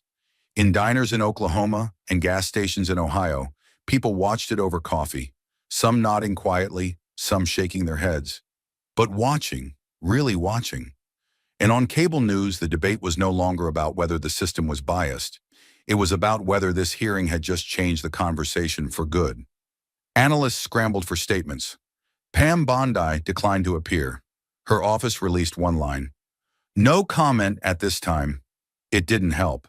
The silence only confirmed what Jasmine's voice had already made plain. Even lawmakers, usually cautious, couldn't avoid the wave. Some tweeted support outright. Others stayed quiet. But their silence stood in stark contrast to the sound of the nation speaking for itself. The hearing was no longer just on record. It was on replay, in phones, in inboxes, in minds. It wasn't going away. In interviews, Jasmine said little. She didn't do a media tour. She didn't sell the moment. When asked what she felt when the clip went viral, she said, "I didn't say it for cameras. I said it because someone had to." And that's why it hit harder than most headlines ever could. Because it wasn't designed for sound bites. It was a truth bomb, dropped in a room built to contain polite lies, and it exploded. The cameras had stopped rolling. The country had moved on, or so it seemed. But not everyone left the room untouched. And some truths don't erupt. They erode. One quiet hour at a time, Pam Bondi sat alone. Not just physically, though that too was true. Her staff had scattered. The aides who usually hovered with notebooks and water bottles were nowhere in sight. No reporters chased her for quotes. No senators offered a handshake. Not even a single "we'll talk later." Just silence. Thick, dense, and unfamiliar. She sat at the edge of a cold marble bench in a back corridor of the Capitol, far from the bright lights and bold voices. The hearing room was empty now, its chairs pushed back in uneven rows, the air still holding the electricity of what had happened just an hour earlier. Pam had slipped out the side door quietly, not because she was ashamed, not yet, but because she didn't know what to do next. And that, for someone like her, was unfamiliar, frightening even. She stared at the floor. The tile pattern, crisp black diamonds against white, seemed suddenly more complicated than she remembered. Every breath she took felt just slightly heavier than it should have. She adjusted her jacket, smoothed the crease of her skirt. Little gestures to fill the quiet. But it didn't help. Nothing helped. Not when the words were still echoing in her head. Jasmine's voice, calm and unflinching. "Maybe you should go back and read the documents from the country you helped run." Pam had been in tough rooms before. She'd argued with judges, sparred with journalists, weathered scandals and smear campaigns. But this was different. This wasn't a headline. This wasn't a fight she could spin in post. This had landed, not just out there, inside. And suddenly, without warning, her mind drifted, not to the moment on camera, but to something much further back. Something she hadn't thought about in years. She was 22, law school, broke, proud, and stupid. She'd parked in the wrong lot after hours. University property, no sticker. And inside the car, a bottle of wine, half finished, forgotten from a night before. Campus security found it, called the police. Technically, it could have been charged. Minor in possession, vehicle violation, intent to transport alcohol illegally. She could have lost her clerkship, her internship, her shot, but she didn't. Because of Marcus Daniels, one of the only black students in her year. Soft-spoken, brilliant, kind. They weren't close, just classmates. She barely remembered what they'd talked about in class, but he'd seen her pacing outside the building, hands shaking, voice high with panic. He'd asked what happened. She'd told him, embarrassed, angry, and without hesitating, he'd said, "Come with me." He knew one of the campus officers, a cousin, talked to him, vouched for her, calmed it down, quieted the whole thing, no report filed, no disciplinary hearing. It disappeared. And Pam? She barely said thank you. She never asked Marcus why he helped her, never brought it up again. And within a year, she'd forgotten it, or buried it, in the flood of ambition, strategy, forward motion. But now it came back in full color. She could see his face, hear his voice, feel the weight of how fast she had moved past it. And sitting there alone, she realized she had never returned the favor, never checked in, never even admitted to herself that someone else's grace had once saved her career before it started. She swallowed hard. The hallway lights were cold and flat, humming softly. Her fingers, curled in her lap, had gone stiff. What if this time I'm not right? The question wasn't loud, not even fully formed, but it was there, sitting at the edge of her chest like a bruise she'd never noticed until now. She'd built her career on strength, on being unshakable. But for the first time in her life, the armor didn't fit. It felt hollow, like she was holding a shield, but had forgotten what she was defending. Jasmine hadn't yelled. That's what haunted her. She hadn't yelled, hadn't attacked. She'd just told the truth. And the worst part, it hadn't been cruel. It had been measured, precise, and devastating. Because Pam hadn't just been challenged, she'd been seen, truly seen, stripped of the title, the years, the rhetoric. She had been reduced to the hardest kind of reflection, herself, and no one came to help her up. Not a single hand reached out, not a single word of comfort. Because somewhere deep down, everyone in that room had known the truth before Jasmine ever said it. They just hadn't expected someone to say it so clearly. Pam blinked. Her eyes burned, but no tears came. She wasn't crying. Not really. She wasn't built for that. But she wasn't steady either. And that alone felt like defeat. She reached for her phone, then put it back. There was no message she could send. No tweet that would fix it. No statement that would make the internet forget what they had seen. Because they hadn't just watched her get embarrassed. They had watched her lose her footing. And worse, they'd watched her learn. Maybe for the first time. Inside, the walls had witnessed something rare. Truth spoken without apology. But outside, the world was still spinning. And Jasmine knew. Some rooms you walk into with facts. Others with fire. The sound hit her first. Muffled but growing. The deep hum of human voices swelling outside the hallway like a rising tide. The press had been waiting. They always waited. But this time they weren't just covering a story. They were chasing something no one had expected to unfold live, a reckoning broadcast in real time. Jasmine stood behind the heavy oak doors of the hearing room, her hands still resting on the leather folder she had carried to the podium. It felt lighter now, as if some weight had transferred from her chest into the air. She breathed once deeply, not to calm herself. She didn't need calming. She needed focus. Behind her, the chamber was emptying. Members of the committee filtered out through side exits, some deliberately avoiding eye contact, others glancing at her before looking quickly away. No one stopped her. No one asked for a comment. They didn't have to. The room had already spoken, and not a single voice had challenged her in those final moments. A young staffer opened the double doors.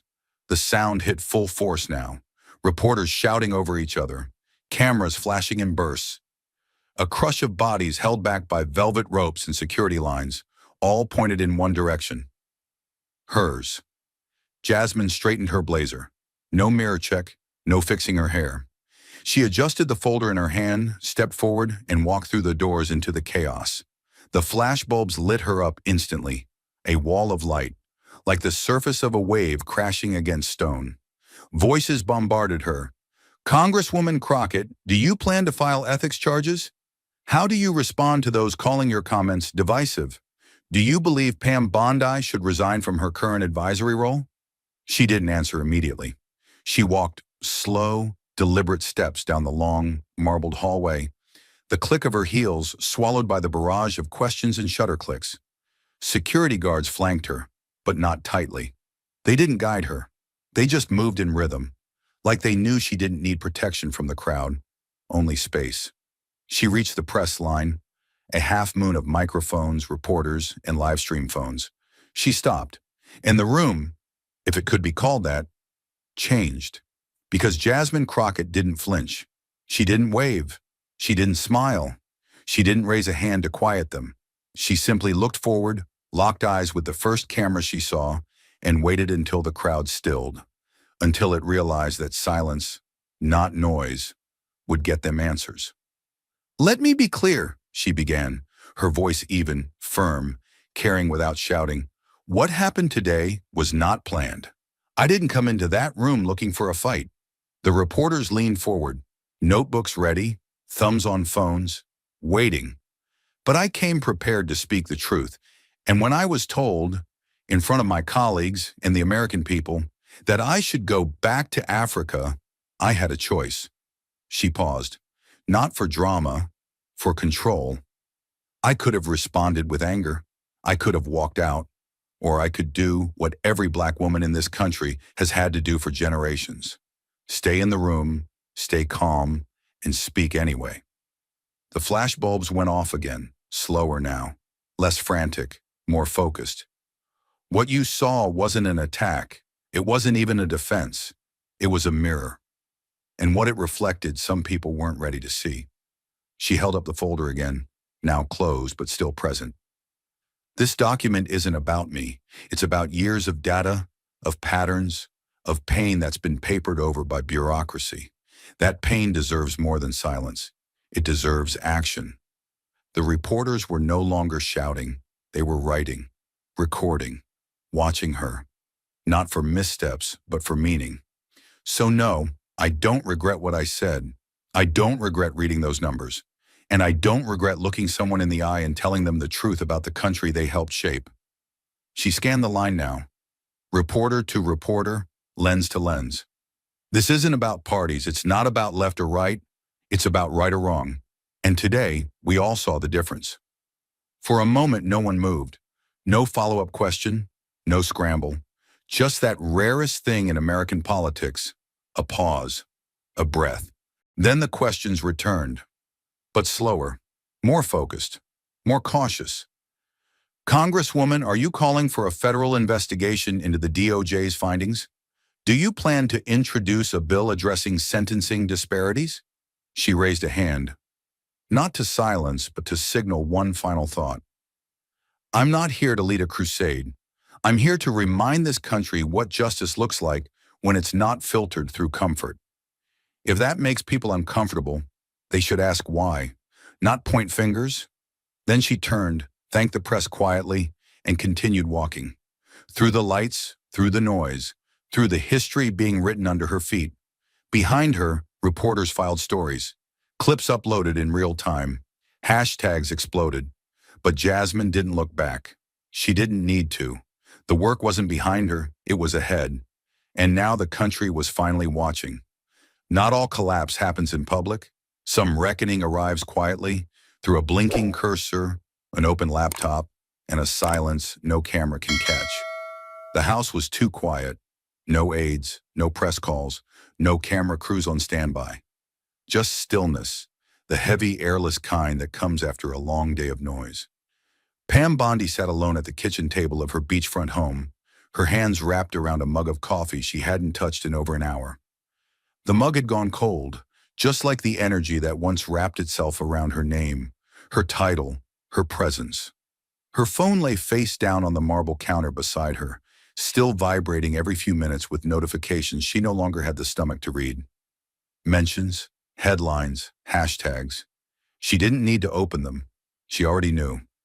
The clip was everywhere. Jasmine Crockett's calm voice, her own frozen face, the silence that had swallowed the room when Jasmine read the DOJ memo out loud, word for word. It wasn't just embarrassment, it was exposure. And for the first time in years, no one was coming to fix it for her. The laptop sat open in front of her, a blank screen, a blinking cursor. She hadn't planned to write anything. Her instinct, the one that had carried her through 2 decades of public life, was to control the narrative, deflect, deny, say it was out of context, say the moment had been misunderstood, say she was defending herself, not attacking anyone. The classic playbook, but this time her hands had refused to move. Her gut wouldn't cooperate, because this time, she knew. She rested her elbows on the table, head heavy. Outside, the Florida sky was melting from orange to dark, but inside she felt like she'd just walked off a cliff. Then, without fully knowing why, she began to type. Congresswoman Crockett. The words sat on the screen, stiff and too formal. She deleted the dash, backspaced, rewrote. I don't expect forgiveness. I'm not sure I deserve it, but I want to say what I should have said in that room, what I should have remembered long before this week. Her fingers hesitated, then moved again. The words didn't come in a rush. They came like bricks, heavy, careful, one at a time. We don't always notice the water we're swimming in until someone drains the pool. And this week, you drained it for me. She paused. The silence deepened. Across the table sat a folder, the same one her legal assistant had brought her earlier, printouts from the DOJ's internal investigation, the very one Jasmine had read aloud. Pam had skimmed it that morning. After the hearing, she read it again, cover to cover, page by page. No interruptions, no staff commentary, and she couldn't deny it anymore. The numbers were real, the language was real, the pattern was real, and so was the weight she'd always pretended not to carry. She reached for the keyboard again. I wasn't ready to face it, because it's easier to pretend you're the hero in your story, even when the evidence says otherwise. Then came the memory, uninvited, vivid. Law school, age 22. A parking ticket that could have become something bigger. A forgotten wine bottle in the back seat. A security guard ready to escalate. And Marcus Daniels. Marcus had been a year ahead of her. Quiet, brilliant, black. He saw her pacing outside the law building, about to cry. She'd never asked for help, but he offered it anyway. Spoke to the officer, used calm, respectful language that somehow de-escalated everything. And just like that, the whole thing disappeared. No report, no hearing, no record. Her future preserved. She'd never thanked him. Not really. Maybe a half smile, a rushed thanks before leaving. And she never brought it up again. She hadn't thought of Marcus in years, until tonight. She swallowed. There was a time when someone who looked like you stepped in and changed the entire direction of my life. And I forgot. I buried it. I never repaid it. Her fingers stilled.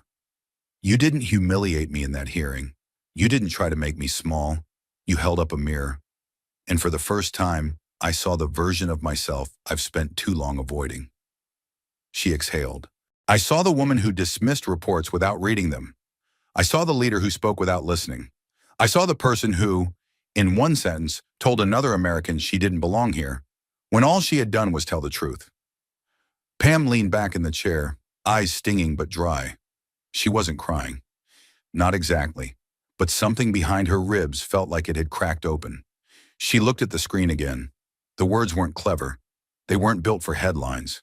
They weren't political strategy. They were human. She continued, this isn't a statement. This isn't something I wrote for the cameras. My team doesn't know I'm writing this. Maybe I'll never send it. Maybe I'm not supposed to. But if you ever read this, just know you were right. Not just in what you said, but in how you said it. She sat there, hands still, Then, without thinking, she moved the cursor to the top of the screen, clicked Save Draft, closed the laptop. She didn't send it. Not tonight. She wasn't ready to be forgiven, but she was ready to feel the weight of what she'd been a part of and what she could no longer ignore. And for the first time in years, Pam Bondi sat in silence without trying to escape it. Not every change starts in Washington. Some begin in quiet places, far from marble halls and microphones, like a classroom where the future learns how to see the present differently. The fluorescent lights buzzed softly above. It was the third period at Oak Ridge Middle School, and the air felt heavy, like a storm had passed through but hadn't yet finished. Miss Lena Hayward stood near the front of the classroom, a remote in one hand, the other resting gently on a stack of ungraded quizzes. The smartboard screen glowed behind her with a paused YouTube clip. A freeze frame of Congresswoman Jasmine Crockett standing at a podium, calm, eyes forward, mid-sentence. The kids were unusually still. No whispers, no tapping feet, no paper wads flying across the room. They were watching. Earlier that morning, Ms. Hayward had seen the clip on her phone while sipping her coffee. She hadn't planned to show it. It wasn't in the day's lesson on Reconstruction or the Civil Rights Movement, but something about Jasmine's voice, the way she stood there, unwavering, surrounded by power and refusing to shrink, stayed with her. So she pulled it up during her planning period, watched it again, then once more. By lunchtime, she had made her decision. She cued the clip just before the final exchange, where Jasmine turned the hearing into something bigger than herself, something permanent, something historical. Now 23 pairs of young eyes stared at the screen, waiting for the sound to resume. Ms. Hayward clicked play. Jasmine's voice returned, steady and unhurried. Justice doesn't come from speeches. It comes from courage and from facing the truth, even when it's yours. The clip ended. Silence. A real one. Not the "we're waiting for class to end" kind. Not the "we're tired" kind. A silence of processing, of hearing. And at the center of it all, Jasmine stood frozen in digital stillness, folder in hand, unbending. No one moved. Finally, a hand went up. It was Marcus. Quiet, always in the third row, always watching more than he spoke. Is she in trouble for saying that? He asked. Ms. Hayward looked at him carefully. No, she said. Not officially. But when people speak the truth like that, some folks make it hard for them. Another hand. Sophia. Was the other lady, like, in charge of her? In that hearing? No, Miss Hayward said, but she used to be. She used to be the Attorney General of an entire state. That drew a few looks. A couple kids murmured, surprised. They were used to adults being challenged on TikTok, not in Congress. A boy in the back, Deshaun, leaned forward. She said to go back to Africa. Out loud? Ms. Hayward nodded slowly. Yes, on the record. On camera, Deshaun shook his head. My grandma used to say, if they don't hit you, they'll try to humiliate you. The class didn't laugh. It wasn't that kind of line. Then from the second row, Amaya raised her hand halfway, not fully, just enough to be seen. She didn't yell, she said. Ms. Hayward looked at her. Number, she didn't. Amaya nodded again. She could have, but she didn't. That's harder. The room went still again. There was power in that observation. More than some of the adults on TV could have mustered. Because Jasmine hadn't won the room by force. She'd held it. She had used restraint the way others used fire, not to burn, but to expose. Ms. Hayward let the silence stretch a little longer. Then she walked slowly to the whiteboard and picked up a marker. On it, she wrote in bold letters, "Courage is not the volume of your voice. It's the weight of your truth." She turned back to the class. I want you all to think about what we saw, she said. Not just what was said, but how it was said. The facts she brought, the way she stood her ground, and the way the room changed. Not because she shouted, but because she refused to back down. She saw heads nodding. Even Jamal, who normally kept his hoodie up and his interest low, was sitting straight. I'm not asking you to pick sides, she continued, but I am asking you to remember this moment. Because you're going to see a lot of voices like hers, and you're going to see a lot of people try to silence them. And when that happens, you need to ask yourself, what would I do if I were in that room? The question hung in the air. A few students scribbled notes. Others stared at the screen, still seeing Jasmine there. Then at the very back, a girl named Rachel raised her hand. My dad saw it, she said. He came home from work and he showed it to me. Said it reminded him of something his mom used to tell him. That truth is heavy, and most people are too scared to carry it. Ms. Hayward smiled softly. He's right. The bell rang, but no one jumped. No one rushed the door. A few kids packed up slowly. A few stayed to ask more questions. And as they filtered out, Ms. Hayward looked at the paused frame one last time. Jasmine's still image, eyes forward, unsmiling, undeniable. She thought of how many textbooks had skipped people like her. She thought of how many young minds had waited too long to hear someone like Jasmine speak. And then, in that quiet classroom in Mississippi, she closed the video. But she knew the conversation had only just begun. The story had played out in courtrooms and classrooms, on screens and sidewalks. But the real question wasn't about what was said, it was about what we took from it, and what we do now.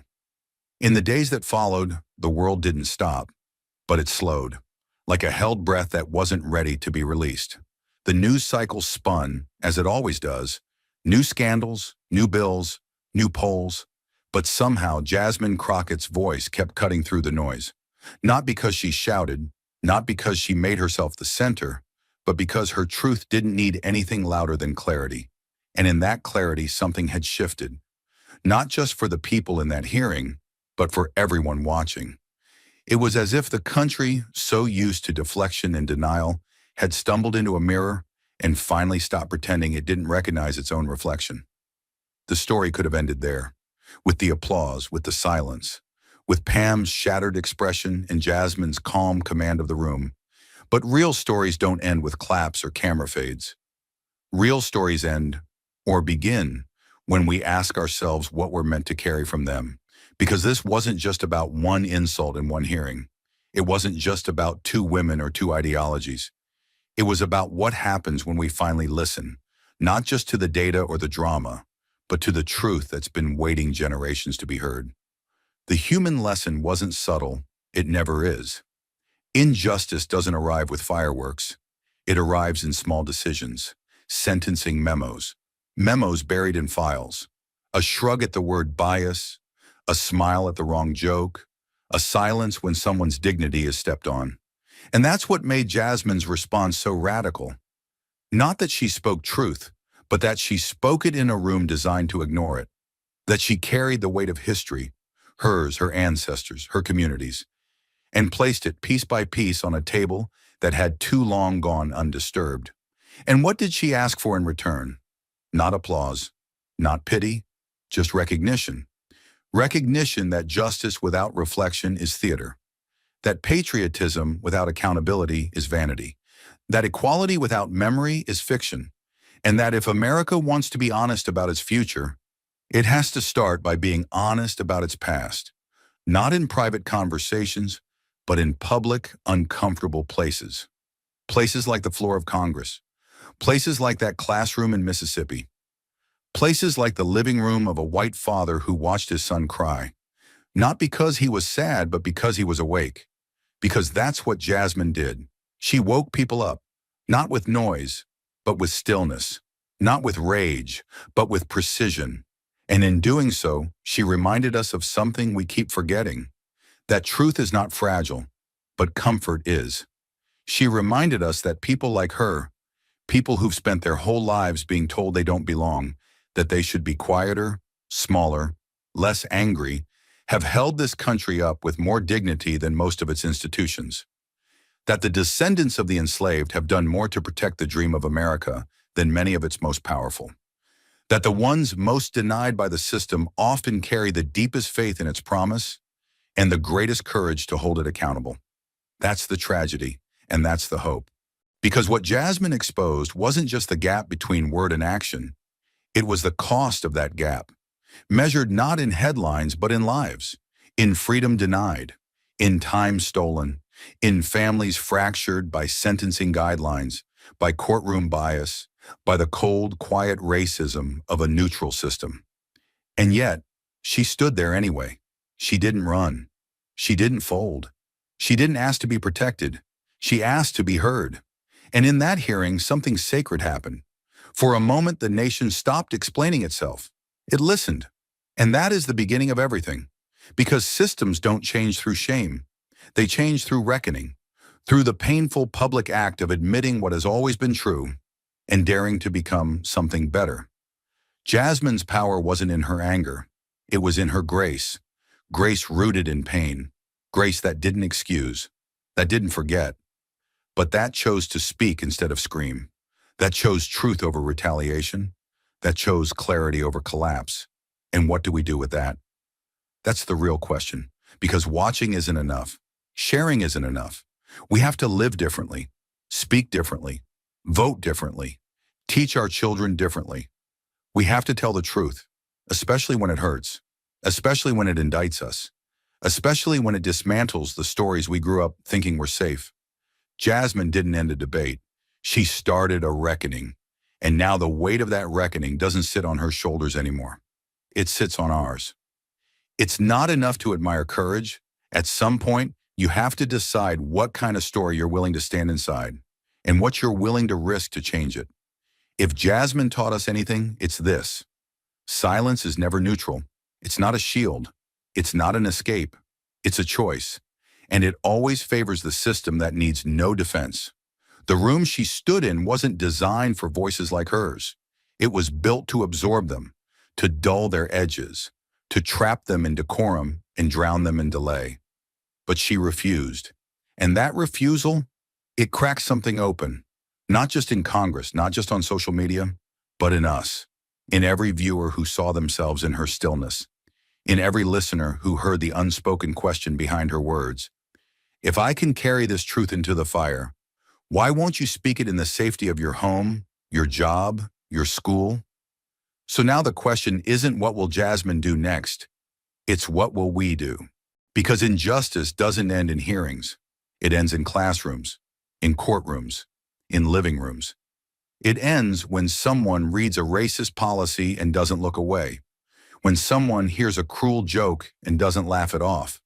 When someone gets up, even if their voice shakes, and says, "That's not who we are. That's not who we're going to be." That is how change begins, not with perfection, but with pressure, applied again, and again, and again, until the walls start to move. You don't have to run for office to dismantle injustice, but you do have to show up. Show up in your city council meetings, in your child's curriculum, in the places where laws are made, enforced, or manipulated. Demand that prosecutors face transparency.